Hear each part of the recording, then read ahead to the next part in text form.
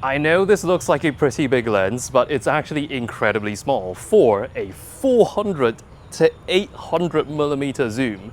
Being 800 millimeters means this is also the lens with the longest focal length Sony has released to date, and it is a G lens. Please do excuse all the excessive taping on this lens. It's not exactly the most discreet lens to bring out into the public, especially this.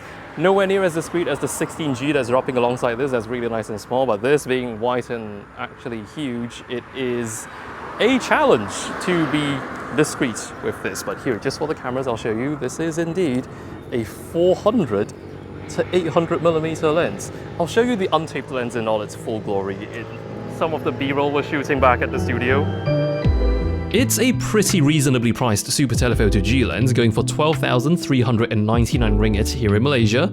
Quite unsurprising that shy of an iris ring, it's got all the bells and whistles one would expect to find on a proper super telephoto. This is actually our second attempt at making this video, because the last time we came here, the wind was blowing so hard it blew my hair to grow back inwards and gave me a new haircut.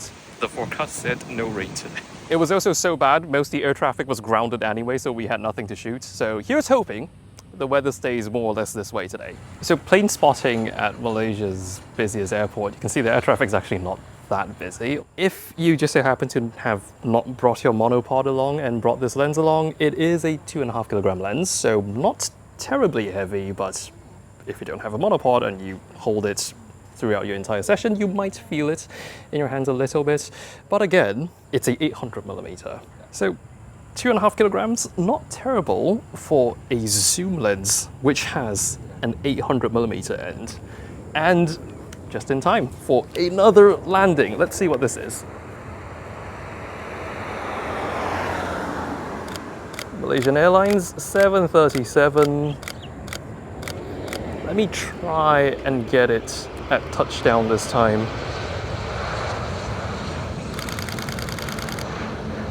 It's hovering, there we go. I think I botched the framing a little, but I got the smoky trails. And now comes the million-dollar question. What is the maximum aperture on such a small or big lens, depending on how you look at it? It is not a constant aperture, it's a variable aperture. It goes from an F6.3 at the 400 millimeter end, and it goes down to an F8 as you zoom in to 800. At first, that might sound like a terribly dark aperture to be working with, but consider the fact that most of the flagship 800 millimeter primes, Sony doesn't have one yet, Sony's longest prime is 600, but as far as I've been into cameras, I don't think I've heard of a 800 millimeter prime to go brighter beyond f5.6, so I don't think f8 for this footprint is particularly bad at all.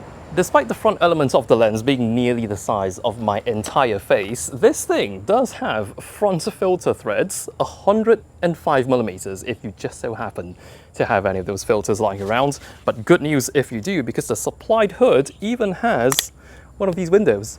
Perks of having an 800, you can get the planes even when they're approaching quite in the distance, and I would say if you had anything less than an 800, these shots would not have been remotely feasible until they're very, very close to the tarmac. And yeah, it's quite a distance away. You can definitely see it with your eyes, but definitely not this detailed.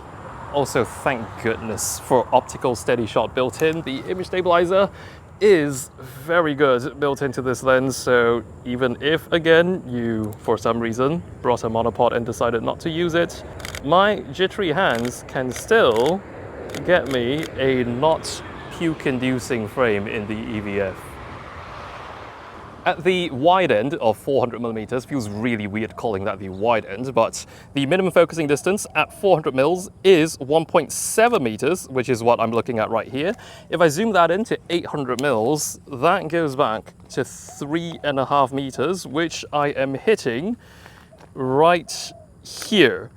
That's actually quite close for a 800 mil from Sony, because consider that the much more expensive 600 millimeter f4G Master has a minimum focusing distance 1 meter further than this at 4.5 meters. It's still a decent magnification, so you can still get pretty detailed shots of things you'd rather not get too close to, like this beehive right here. So there we have a plane coming into land at the neighboring runway, which actually works out better for us, considering we have a 400 to 800 millimeter lens. It's actually better for the 800 millimeter end because earlier on, all the flights which were landing in the runway directly ahead of us, that's runway 32L, we had a bit of a suffering from success moments. The lens was actually too long to frame up on the whole plane as it was coming into land. So all the exciting bits look like they've been terribly cropped off. So for one runway away, it's actually working out perfectly fine for us. Look at that coming in nice and slow. I'm gonna do something a bit unhinged. I am doing a slower shutter speed panning shot of the approaching plane. I've got stabilizer mode 2 activated, which is panning priority. Let me chimp and see if I got a shot. That's blurry, that's blurry, that's blurry. It would appear my panning photos earlier didn't work out the way I hoped for them to. So I'm going to try one where I roll some video. Fingers crossed.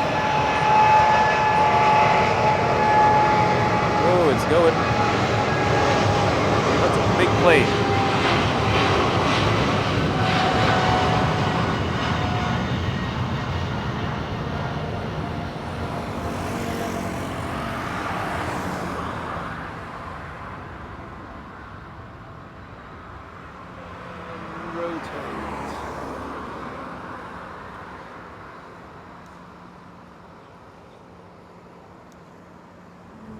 So for slightly more than the price of a 70 to 200 G Master Mark II, you could get yourselves a G Zoom, which starts at 400 mils and goes all the way up to 800 millimeters. So this has been, it's quite a mouthful, the FE 400 millimeter to 800 millimeter F6.3 to F8 G OSS lens. Be sure to also check out the much smaller and much lighter 16 millimeter F1.8 G that's also releasing alongside this, and I'll be seeing you around. Got a flight to catch.